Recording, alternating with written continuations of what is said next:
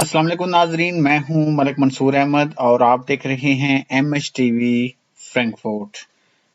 UK car driving theory जो कि मुकम्मल कोर्स की वीडियो आप लोगों के साथ मैंने शेयर की हुई हैं। अब मैं आप लोगों के साथ यूके कार ड्राइविंग थ्योरी की जो टेस्ट वीडियोस हैं, यानी जो आपका ऑफिशियल टेस्ट होता है, 50 क्वेश्चंस होते हैं, तो वो वीडियो मैं आप लोगों के साथ शेयर कर रहा हूं। तो आज इंशाल्लाह कार मॉक टेस्ट जो नंबर 2 है वो मैं आपके साथ शेयर करूंगा।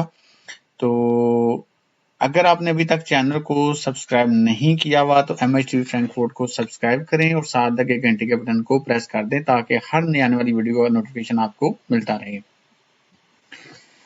सबसे पहले सवाल में वो कह रहा है जी, At an incident, how could you help a small child who isn't breathing? एक एक्सीडेंट हुआ है और आप कैसे मदद कर सकते हैं एक छोटे बच्चे की जो कि सांस नहीं ले पा रहा। तो उसके लिए आपने क्या करना होता है?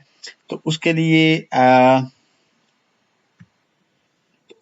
आपने open there airway and begin CPR। CPR जो होता है ना, जैसे सांस आप देते हैं तो ओपन देयर एयरवे होता है, जैसे आपने थोड़ी जो होती है नीचे उसको थोड़ा सा हाथ से फिंगर से उसको मुंह को ऊपर करना है और फिर आपने CPR के जरिए जो है, यानी जो आप फर्स्ट एड कोर्स में सीखते हैं उस तरह आपने उसको सांस देनी है। फिर How can you help to prevent your car radio being stolen? आप कैसे मदद कर सकते हैं या आप कैसे ये कर सकते हैं कि आपका कार का रेडियो जो है वो चोरी ना हो? तो उसके लिए आप जो है अपनी कार के रेडियो में इंस्टॉल करें सिक्योरिटी कोडेड रेडियो, यानी सिक्योरिटी कोडेड रेडियो जो है वो इंस्टॉल करें अपनी कार के अंदर। और उसका ये आपको बेनिफिट होता है कि अगर कोई चोर आपका रेडियो चोरी करने की कोशिश करता है या उसके साथ छेड़छाड़ी करता है तो वो आप मतलब यानी कि वो डिटेक्ट हो जाता है। What should you do first if your vehicle has broken down on an automatic railway level crossing? आपको क्या करना चाहिए? सबसे पहले अगर आपकी गाड़ी जो है वो खराब हो गई है on automatic railway level crossing पे, ऑटोमेटिक जो रेलवे लेवल क्रॉसिंग होता है जो बंद हो जाता है जब ट्रेन ने आना होता है, तो फिर आपको फौरन जो है अपनी गाड़ी को यानी सबको वहां से निकाल के उस जगह को क्लियर कर दें, यानी गाड़ी को छोड़ दें। इसका आएगा get everyone out of the vehicle and clear of the crossing. फिर आप वहां से यानी सारे निकल जाएं और उस जगह को क्लियर कर दें। You're driving at night. What should you do if you're dazzled by headlights coming towards you? कहता आप रात को गाड़ी चला रहे हैं तो आप क्या करेंगे कि आप डैजल हो रहे हैं by headlight coming towards you, जो आप की तरफ गाड़ी आ रही है उनसे आप डैजल हो रहे हैं, तो फिर आपको क्या करना चाहिए? तो उसके लिए बेहतर है फिर आप स्लो डाउन हो जाएं या फिर आप स्टॉप कर लें। यानी उसके लिए फिर आपको अपनी फुल लाइट ऑन करने की जरूरत नहीं है, ना आपको कुछ और करने की जरूरत है, आप स्लो हो जाएं। How should you position yourself when you use the emergency telephone on a motorway? आपकी पोजीशन क्या होनी चाहिए जब आप इमरजेंसी टेलीफोन यूज करते हैं मोटरवे के ऊपर? तो हमेशा ऑनकमिंग ट्रैफिक की तरफ आपका फेस होना चाहिए, फेस द ऑनकमिंग ट्रैफिक, ताकि आपको ऑनकमिंग ट्रैफिक जो है वो नजर आती रहे। You're driving on a one-way street. What should you do if you realize you've taken the wrong route? आप गाड़ी चला रहे हैं वन वे स्ट्रीट में और आप क्या करेंगे अगर आपको महसूस हुआ है कि आप रॉन्ग यानी गलत जा रहे हैं? मतलब गलत से मुराद ये है रोड तो ठीक है लेकिन आपने उधर जाना नहीं था, तो फिर आप क्या करेंगे? तो फिर आप रिवर्स नहीं कर सकते, आप साइड पे नहीं कहीं जा सकते, आप कंटिन्यू करें और फाइंड अनदर रूट, और कोशिश करें कोई अनदर रूट जो है उसको फाइंड करें और वहां से फिर आप मतलब जहाँ आपने जाना है उस तरफ आप चले जाएं। Other than direction indicators, how can you give signals to other road users? वो कहता है कि अदर देन डायरेक्शन इंडिकेटर आप कैसे किसी को सिग्नल, और इसके अलावा सिग्नल क्या होता है डायरेक्शन इंडिकेटर के अलावा? तो उसमें आपकी बैक लाइट होती है जो शो करती है कि आप ब्रेक लगा रहे हैं बाय यूजिंग ब्रेक लाइट। और ब्रेक लाइट जो होती है ये पीछे वाले को मैसेज देती है कि भाई आप रुक रहे हैं। Which sign means no motor vehicles allowed? कौन से साइन का मतलब ये है कि नो मोटर व्हीकल्स अलाउड? तो ये इसमें आएगा, सिर्फ वो कार वाला नहीं आएगा क्योंकि मोटर व्हीकल्स में फिर डेफिनेटली मोटरसाइकिल भी आ जाता है, तो इसलिए ये वाला साइन जो है वो इस्तेमाल होता है। What can you do to help prevent tiredness on a long journey? लंबे सफर पे आप कैसे जो है वो टायर्डनेस से अपने आप को बचा सकते हैं कि आपको थकावट ना हो? तो उसके लिए आपने जो है वो ब्रेक वगैरह लगाते रहने हैं, यानी कि रुकते रहना है हर कुछ किलोमीटर के बाद। Take regular refreshment break.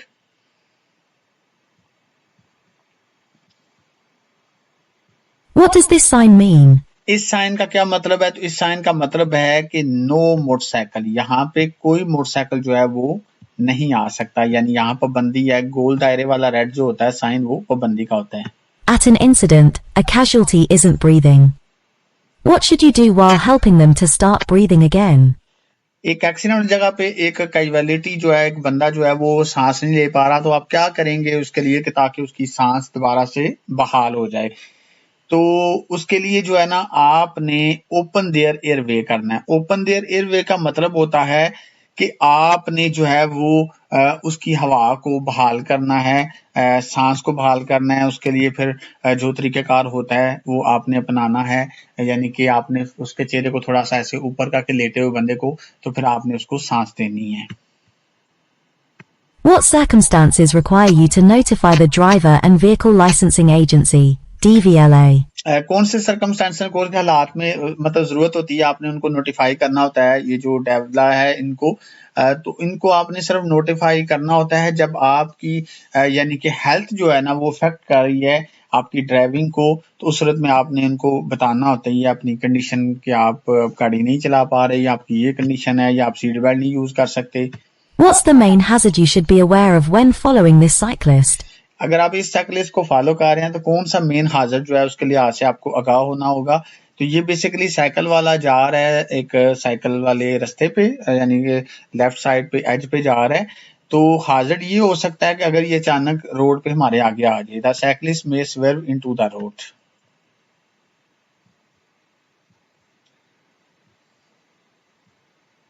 What will be affected if the road surface becomes soft in very hot weather? अब कौन सा इफेक्ट जो है वो पैदा हो सकता है अगर रोड की जो सतह है वो अचानक सॉफ्ट हो जाए, क्योंकि बाद ज्यादा जब गर्म वेदर होता है तो वो चीज भी आपके लिए प्रॉब्लम बनती है। तो उसमें क्या हो सकता है, तो टायर की ग्रिप जो है ना उसमें प्रॉब्लम आती है। जैसे बर्फ के ऊपर ग्रिप कमजोर होती है, इस तरह सॉफ्ट रोड के ऊपर भी ये हो सकता है। What should you do if you want to overtake a tractor but aren't sure that it's safe? वो कहता है आपको क्या करना चाहिए अगर आप ओवरटेक करना चाहते हैं एक ट्रैक्टर को but are not sure that it's safe, तो फिर बेहतर है भाई आप स्टे बिहाइंड रहें, behind it if you are in any doubt, यानी अगर आपको डाउट है तो फिर बेहतर है आप पीछे रहें, फिर ओवरटेक ना करें। The road is wet. Why would a motorcyclist steer around drain covers while they were cornering? वो कहता है रोड गीला है और जो मोटरसाइकिलिस्ट होते हैं वो स्टीयर अराउंड ड्रेन होता है, वो जो कवर ढक्कन होते हैं गटर वगैरह के, वो लोहे के होते हैं, तो उनसे वो हट के क्यों गुजरते हैं, या बाद दफा क्या प्रॉब्लम होती है, तो वहां पे बाद दफा स्लिप होने का खतरा भी होता है उन जगहों पे बाद दफा जब रोड गीला हो। तो यहाँ पे आपका ये आ जाता है कि आप यानी उस मोटरसाइकिलिस्ट अपने आप को उससे बचाते हैं, उससे उसके ऊपर से नहीं गुजरते ताकि उनका मोटरसाइकिल जो है वो स्लिप ना हो जाए उसके ऊपर। What's the speed limit for a car towing a caravan on a dual carriageway? एक ड्यूल कैरेजवे, दो यानी डबल कैरेजवे रोड के ऊपर स्पीड लिमिट क्या होती है अगर एक कार जो है वो खींच रही है कैरावान को, तो 60 मील पर आवर होती है। Your vehicle has broken down on a motorway. What should you do if you aren't able to get onto the hard shoulder? आपकी गाड़ी खराब हो गया मोटरवे पे, आप क्या करेंगे अगर आप इस काबिल नहीं है कि उसको आप हार्ड शोल्डर पे ले जाएं, तो फिर बेहतर है वहीं पे ही switch on hazard warning light double इशारा ऑन कर दें। What does a sign with a brown background show? Brown background sign, ये जो है ऊपर ये वाइट इस तरह बना हुआ है, इसका मतलब क्या है, तो ये टूरिस्ट डायरेक्शन जो है ना वो गाइड करता है, मतलब टूरिस्ट को उनकी डायरेक्शन जिधर वो जा रहे होते हैं आगे। Why are vehicles fitted with rear fog lights?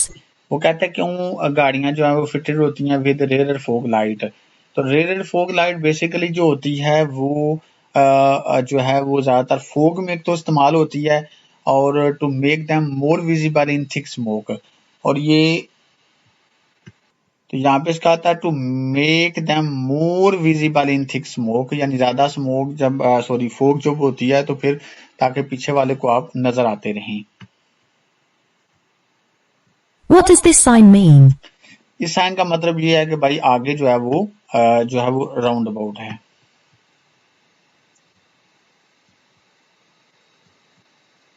You're on a long motorway journey. What should you do if you start to feel sleepy? आप एक लंबे मोटरवे के सफर पे जा रहे हैं और आप क्या करेंगे अगर आपको यानी नींद आ रही है, फील हो रहा है, तो फिर बेहतर है कि आप जो है वो लीव करें मोटरवे को and stop in a safe place, और आप थोड़ा सा रेस्ट कर लें, फिर गाड़ी चलाएं। Who's responsible for paying the vehicle tax? कौन रिस्पॉन्सिबल होता है, जिम्मेदार होता है गाड़ी के टैक्स पे करने के लिए? तो इसमें ड्राइवर ऑफ व्हीकल नहीं आता, बल्कि register keeper of the vehicle आता है, जिसके नाम गाड़ी रजिस्टर है। You're driving on a busy main road. What should you do if you find that you're driving in the wrong direction? वो कहता है आप एक बिजी रोड पे जा रहे हैं और आप क्या करेंगे अगर आप महसूस कर रहे हैं कि आप रॉन्ग डायरेक्शन में जा रहे हैं? तो फिर बेहतर है कि आप टर्न अराउंड करें, एक साइड रोड पे चले जाएं और वहां से फिर आप दोबारा अपना प्लान करें कि आपने कहाँ जाना है। You intend to turn left at the traffic lights. What should you do just before turning?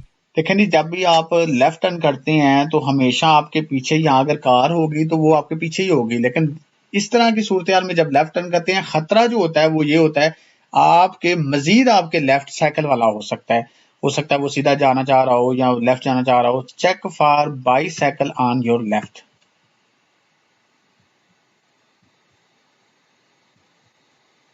When are you allowed to park in a parking bay for disabled drivers? वो कहता है कब आपको इजाजत है गाड़ी को पार्क करना जहाँ पे डिसेबल लोगों की पार्किंग होती है?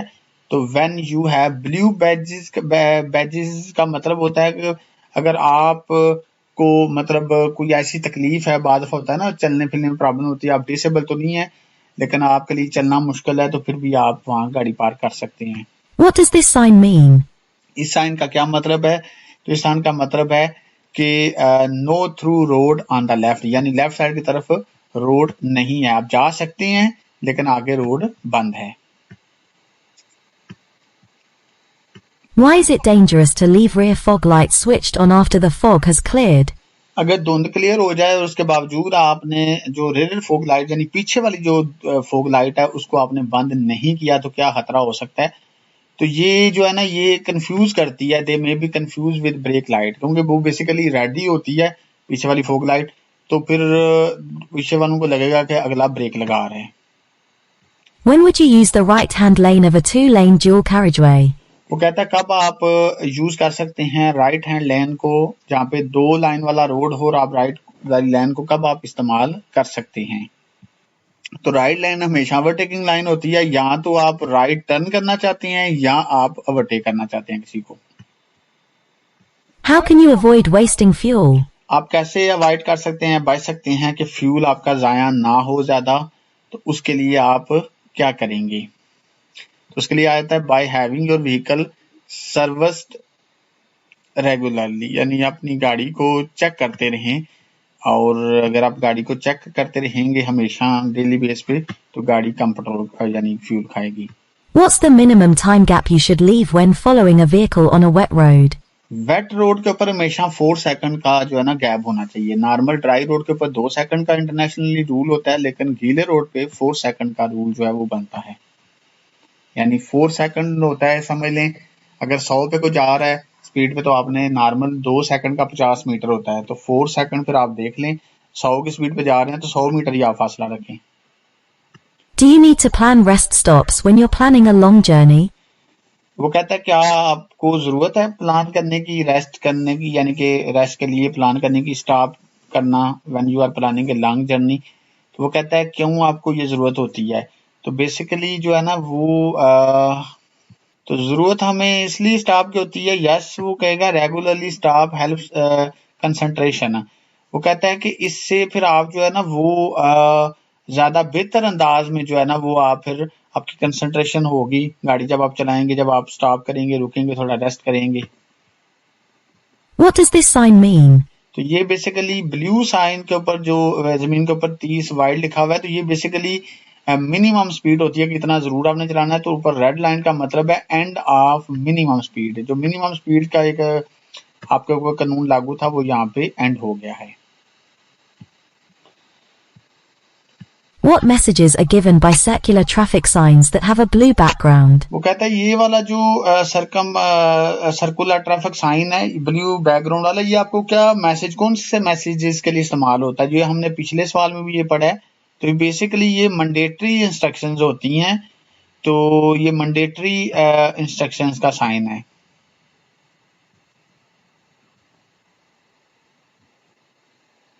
Which vehicles are least likely to be affected by side wind?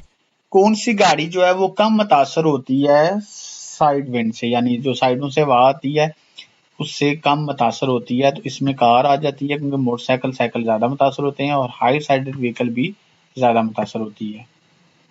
Your car breaks down on a level crossing. What's the first thing you should do? वो कहता है आपकी गाड़ी खराब हो गई है लेवल क्रॉसिंग पे, तो सबसे पहले आप क्या करेंगे? तो सबसे पहले तो यही होता है कि अपनी गाड़ी को लीव करें, leave your vehicle and get everyone clear. तो हर एक को गाड़ी से निकालें और वहां से निकलने की कोशिश करें। An injured motorcyclist is lying unconscious in the road. The traffic has stopped and there's no further danger. What could you do to help? वो कहता है एक मोटरसाइकिल जो है ना वो जख्मी है और लाइंग यानी गिरा हुआ है अनकॉन्शियस बेहोशी की हालत में रोड के ऊपर। ट्रैफिक है स्टॉप, ट्रैफिक रुकी हुई है and there is no further danger, और मजीद कोई खतरा नहीं है। तो अब आप क्या करेंगे हेल्प के लिए? तो यहाँ पे देखें जी, आपने कोई रिमूव चीज नहीं करनी, ना उसका सेफ्टी हेलमेट, ना उसकी लेदर जैकेट, ना आपने move of the person of the road करना है, बल्कि सीक मेडिकल असिस्टेंट का मतलब होता है आपने वहां पूछना है कि किसी ने एम्बुलेंस को फोन कर दिया हुआ या नहीं। अगर नहीं तो फिर आप वो फोन कर दें। You're driving on an open road in dry weather. What distance should you keep from the vehicle in front? अगर आप ओपन रोड, खुले रोड पे ड्राई वेदर में गाड़ी चला रहे हैं तो कितना डिस्टेंस अगली गाड़ी से होना चाहिए? तो ड्राई मौसम जो होता है वहां पे ड्राई रोड के ऊपर हमेशा आपका जो है वो 2 सेकंड का टाइम गैप जो है वो होना चाहिए। गीले रोड पे आपका 4 सेकंड होता है। Why should you try and park in a secure car park? वो कहता है क्यों आप ट्राई करते हैं गाड़ी को पार्क करना की एक सिक्योर कार पार्क में? तो इसका आंसर आता है इट हेल्प्स डिटेर थीव्स, यानी आपकी गाड़ी जो है वो चोरी होने से यानी बचाने के लिए आप अपनी गाड़ी को सिक्योर जगह पे पार्क हर कोई करना चाहता है। What's the purpose of these road markings? In road marking का क्या मकसद होता है? तो ये देखें लिखा हुआ है स्कूल कीप क्लियर। स्कूल के करीब आपने गाड़ी पार्क नहीं करनी, ये इतनी जगह पे दिया हुआ है क्योंकि ज्यादा करीब जब गाड़ी पार्क होगी तो बच्चे जब निकलेंगे उनको राइट लेफ्ट नजर नहीं सही आएगा जब गाड़ियां पार्क होंगी। तो यहाँ पे आएगा to ensure children can see and be seen when they are crossing the road, यानी बच्चे जो है ना वो यहाँ से ताकि आसानी से गुजर सकें। मतलब जब गाड़ियां पार्क होती हैं ना फिर राइट लेफ्ट नजर नहीं सही आता, इसलिए आपने पीछे यानी कि फासला छोड़ के उन्हें एक बकायदा लिखा हुआ है कि यहाँ पार्क नहीं आप कर सकते। Where should you park your vehicle at night? वो कहता है क्यों आप अपनी कहाँ पे आप अपनी गाड़ी को पार्क करेंगे रात के वक्त? तो हमेशा इंसान जो है वो वेल लाइटेड एरिया में जो है वो अपनी गाड़ी को पार्क हर को करना चाहता है। What should you do when you're overtaking a motorcyclist on a windy day? आप क्या करेंगे जब आप ओवरटेक करना चाहते हैं मोटरसाइकिलिस्ट को? एक विंडी डे यानी हवा वाला मौसम है, हवा है, तो फिर आपने वेरी जो है ना वो पास वाइडली, पास क्लोजली नहीं करना, पास इमीडिएटली नहीं करना, पास वेरी स्लोली भी नहीं करना। यहाँ का पास वाइडली यानी ज्यादा आपने जगह छोड़ के उसको ओवरटेक करना है। You arrive at the scene of a motorcycle crash. No other vehicle is involved. The rider is unconscious and lying in the middle of the road. What's the first thing you should do at the scene? आप पहुंचे हैं कैसे scene पे जहाँ पे एक motorcycle crash हुआ है, लेकिन वो कहता है नो अदर व्हीकल इन्वॉल्व, कोई और इन्वॉल्व नहीं है, जैसे खुद वो गिरा है। तो राइडर जो है वो बेहोश है और lying in the middle of the road, road के दरमियान में वो गिरा हुआ है। तो आप एज ए फर्स्ट क्या करेंगे वहां पहुंच के? तो हम दूसरी ट्रैफिक को वार्न करेंगे, वार्न अदर ट्रैफिक, उनको रोकने की कोशिश करेंगे कि यहाँ पे एक्सीडेंट हुआ है। Other drivers may sometimes flash their headlights at you. What's the official meaning of this signal? अगला जो आ रहा है सामने से वो आपको लाइटें फ्लैश अगर कर रहा है तो वो कहता है इसका ऑफिशियल मीनिंग क्या हो सकती है कि वो आपको लाइटें मार रहा है? तो वो बेसिकली अपनी मौजूदगी जो है ना वो आपको जाहिर कर रहा है। They are warning you of their presence. Which sign means you have priority over oncoming vehicles? आपकी ऑनकमिंग व्हीकल पे प्रायोरिटी है, तो कौन सा साइन ये शो कर रहा है? तो ये वाला साइन कह रहा है जी आपकी सामने से आने वाली ट्रैफिक पे प्रायोरिटी है, यानी राइट है आपका। You've broken down on a two-way road. You have a warning triangle. At least how far from your vehicle should you place the warning triangle? आपकी गाड़ी कितने मीटर पे होनी चाहिए, मतलब कम से कम अगर आप वार्निंग ट्रायंगल लगाते हैं तो वार्निंग ट्रायंगल कितना पीछे आपने लगाना होता है? अगर आपकी गाड़ी टू वे रोड पे जो है वो खराब हुई है तो कम से कम 45 मीटर, 147 फीट जो है वो बनता है अंदाजे के मुताबिक। You're on a motorway. A lorry has stopped in the right-hand lane. What should you do when you see this sign on the lorry? वो कहता है कि आप मोटर पे जा रहे हैं और एक लॉरी जो है वो स्टॉप हुई है इन द राइट हैंड लेन में, तो वो कहता है आप क्या करेंगे अगर आप ये साइन उस ट्रक के पीछे देखते हैं? तो ये आपको कह रहा है भाई लेफ्ट होके गुजरें, थोड़ा सा नीचे लेफ्ट होके गुजर जाएं। तो यहाँ पे आएगा pass the lorry on the left, यहाँ से लेफ्ट होके जो है वो आप गुजर जाएं।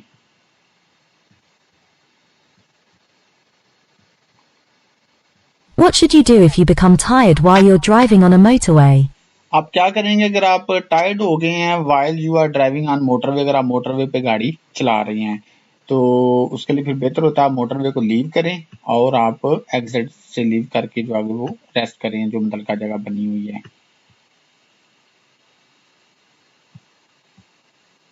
How can you avoid wheel spin when you're driving on an icy road? आप कैसे अवॉइड कर सकते हैं कि आपका व्हील स्पिन ना हो, स्लिप ना करे जब आप आईसी रोड पे गाड़ी चला रही हैं?